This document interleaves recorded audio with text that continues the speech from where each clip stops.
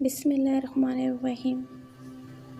زندگی میں بعض اوقات کسی پریشانی کا آنا آپ کو بہت سی پریشانیوں سے بچانے کے لیے ہوتا ہے۔ جہاں اپنوں کے لہجوں کی اپنائیت دم توڑ جائے تو پریشان اور رونے کی بجائے فاتحہ پڑھ کر بخشش کی دعا کر دیا کرے۔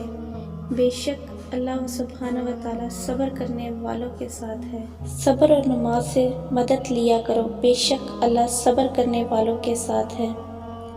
صبر کا گھونٹ دوسروں کو پلانا آسان ہے، خود پیتے ہوئے پتہ چلتا ہے کہ ایک ایک قطرہ پینا کتنا مشکل ہوتا ہے۔ یہ دنیا ایک دن آپ کے حق میں ہے اور ایک دن مخالف بھی ہے۔ جب حق میں ہو تو شکر ادا کریں اور جب مخالف ہو تو صبر کریں۔ زمانے کی گردش سے دل برداشت نہ ہو، اس لیے کہ صبر اگرچہ کڑوا ہے لیکن اس کا پھل میٹھا ہے۔ اللہ کسی کے ساتھ ناانصافی نہیں کرتا اور وہ بس آزماتا ہے، اور صبر کرنے والے کو میٹھا پھل ملتا ہے۔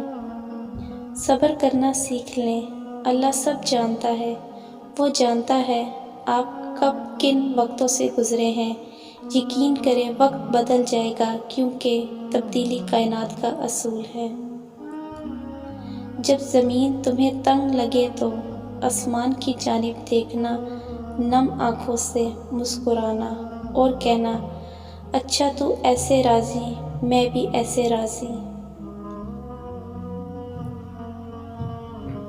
دکھ میں کبھی پچھتاوے کے آنسو مت بہاؤ، بلکہ یہ سوچو کہ تم وہ خوش نصیب ہو جس کو اللہ نے آزمائش کے قابل سمجھا۔ جس مقام پر آ کر برداشت ختم ہو جاتی ہے، اس مقام سے صبر شروع ہوتا ہے۔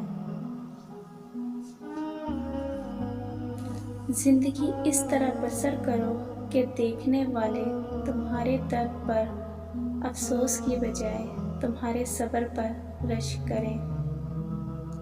صبر کا دامن ہاتھ سے نہ چھوڑو، کیونکہ ہر کام آسان ہونے سے پہلے مشکل تھا۔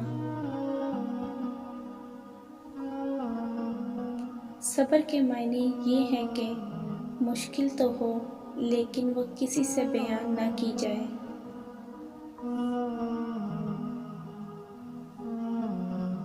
صبر کی ایک ایک بات بہت اچھی لگتی ہے، جب آ جاتا ہے نا تو کسی کی طلب نہیں رہتی۔ انسان جب صبر کرنا سیکھ لیتا ہے تو دنیا کی کوئی چیز اسے توڑ نہیں سکتی۔